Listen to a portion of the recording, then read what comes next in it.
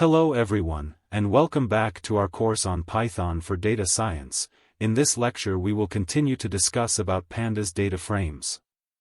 In our last video, we have introduced to the Pandas library, and we learned how to import data into our environment.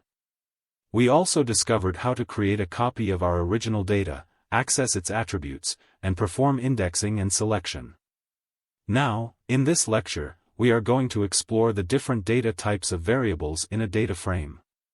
We will focus on numeric and character data types, which are essential for our analysis. Once we are familiar with these data types, we will learn how to check the data type of each column in our data frame. We will also find out how to get the count of unique data types and select data based on specific data types. Next, we will take a look at generating a concise summary of our data frame, and we will also verify the format of each column to ensure our data types are as expected. Finally, we will learn how to get the unique elements of each column. As a first topic, we will discuss about data types. The way information is stored in a data frame or any Python object significantly impacts the analysis you perform on your data and the output of your calculations. For example, you cannot perform numerical operations on a string, and similarly, you cannot perform string-related operations on numerical data. So, it is crucial to know what data type you are working with in a data frame. There are two main types of data, numeric and character types. The numeric data types include all numerical values, represented as integers and floats. For example, the integer value 10 and float values like 10.53 are examples of numeric data types that Python can handle. Now, let us discuss character data types. In Pandas, strings are known as objects that can store values containing both numbers and characters. Any value enclosed inside single or double quotes is considered a string, and it is represented as an object in Pandas.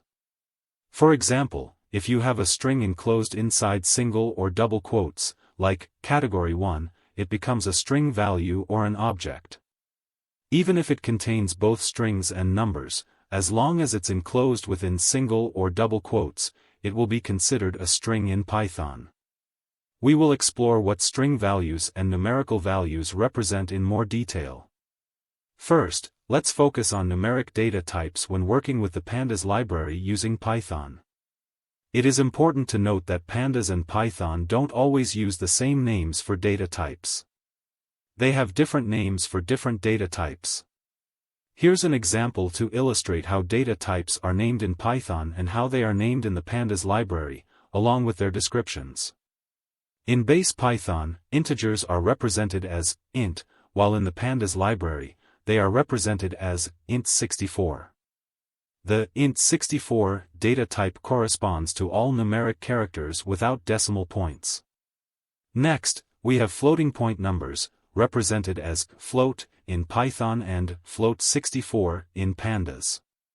The float64 data type corresponds to all numeric characters with decimal points. The number 64 in both refers to the memory allocated to store the data in each cell. This allocation determines how many digits can be stored in each cell. The maximum it can store is up to 64 bits, which is equivalent to 8 bytes. You might wonder why we're concerned about memory allocation in each cell. Allocating space ahead of time allows computers to optimize storage and processing efficiency. When you read data into Python or any Python IDE, it is read with a data type for each variable according to the values it has. In this case, memory is allocated to store the data in each cell to optimize storage and processing efficiency. Now that we've discussed numeric data types, including integers and floats, let's move on to other data types in Pandas. In Python, there are two primary data types that can handle character types, category and object. Let's discuss the difference between these two data types. Categorical, this is handy for categorical data, like labels or categories, making storage and manipulation efficient. Object data types are useful when dealing with columns that have diverse data types or when you're not sure what type of data to expect. A category data type is used for string values that consist of only a few different values. Converting such string variables to a categorical variable can save memory, as it avoids storing multiple identical string values. Instead, categorical variables take on a limited and fixed number of possible values. Since there is a limit to the length, a categorical variable can only accommodate a fixed number of possible values. If you have many different values that form categories, it's better to use the object data type. The object data type is assigned to a column when it has mixed data types, such as numbers represented as strings enclosed within single or double quotes or a mix of numbers and strings. For example, a column containing 0, 1, category 1, category 2, and category 3 would be considered an object data type. In summary, if you have a limited and fixed number of string values, using the category data type is more memory efficient. However, if you have a column with mixed types or many different string values, using the object data type is more appropriate. To summarize, when a column contains nan values, which are used to represent missing or blank cells in Python, the Pandas library will default to the object data type. This is because nan values are considered different and unique, making the column an object data type. An advantage of strings is that their length is not fixed, allowing you to have as many elements as needed. There is also no limit to the number of possible values you can have as an object data type. Now that we've discussed the difference between category and object data types, you should have a better understanding of the basic data types you'll often work with in Pandas. Now, let's check the data types of each column in the data frame we are working with. To do this, you can use the types attribute, which returns a series with the data type of each column. The syntax is DataFrame.types. For example, if you have a data frame called df2, you can check the data types of each column by running df2.types. The output will display the data type of each variable column in the data frame. For instance, you might see that the price column has an int64 data type, the age column has a float64 data type, and the kilometer column has an object data type. By using the types attribute, you can get an overall idea of the data types you'll be working with in your data frame. This information is essential for understanding the structure of your data and performing appropriate analyses.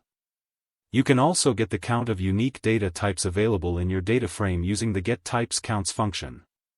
This function returns the counts of unique data types in the data frame, which can be helpful for summarizing the number of variables of each data type. In this example, there are two variables of data type float64, for variables of data type int64 and object data type. This gives you a quick overview of the data types present in your data frame and their respective counts. So, using the selectTypes function, you can select or exclude specific data types from your data frame. Here's an example of how to use this function to exclude object data types. df2.selectTypes exclude object. In this example, the output data frame will contain only the variables that are not of object data type, such as price, age, metcolor, automatic, CC, and weight. The columns with object data types, like fuel type and doors, will be excluded. You can also include multiple data types in the exclude parameter by separating them with commas, like exclude object int64.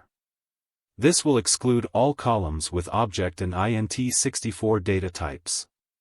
Similarly, you can also use the include parameter to select only specific data types.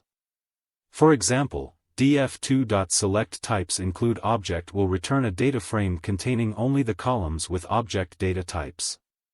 So, by using the info function, you can get a concise summary of your data frame, which includes the data types of the index and columns, the count of non-null values, and the memory usage. This summary helps you verify if all the variables have been read with the proper data type. If not, you can go back and convert them to the desired data type. In the example provided, you noticed that some columns, like kilometer, HP, metallic color, and automatic, were not read with the expected data type. For instance, kilometer should be numeric, but it was read as an object. Similarly, HP, metallic color, and automatic should ideally be categorical variables, but they were read as float64 and int64, respectively.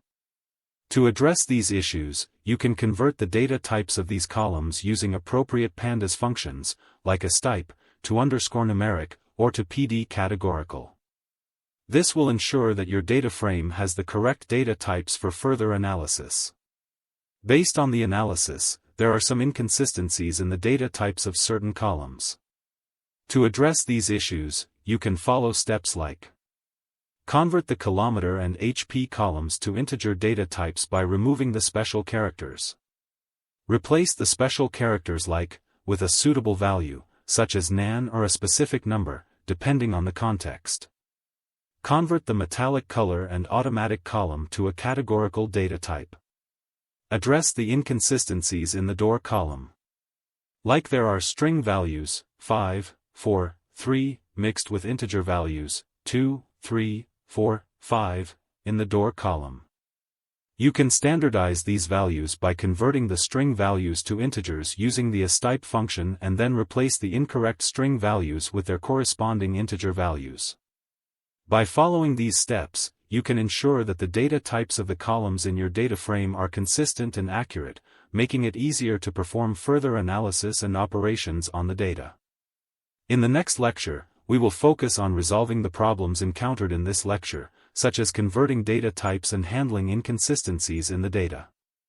In summary, this lecture covered the following topics: introduction to numeric and character data types for variables in a data frame, checking the data type of each column and verifying if they are of the expected data type, getting the count of unique data types to have an overall idea of the data types we will be working with, selecting data based on data types for performing specific operations, looking at the concise summary of a data frame to check variable data types and the count of non-null values, cross-verifying the format of each column to ensure they are of the expected data type, identifying issues with data types and planning to convert them to the expected data type in the next lecture, getting the unique elements of each column to understand the values causing unexpected data types.